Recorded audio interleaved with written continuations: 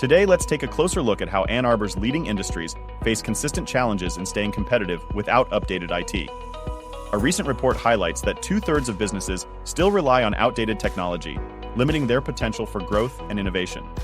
As Mike Bratton, IT success strategist for Systems X, says, leveraging cutting-edge IT solutions isn't optional. It's essential for maintaining a competitive edge. Across sectors like education, healthcare, biotech, high-tech, and automotive, IT is reshaping the landscape.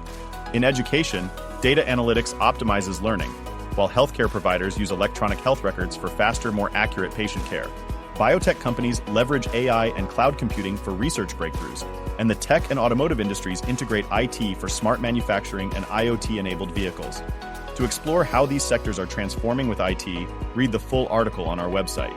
And don't forget to add us to your Spotify playlist for more updates.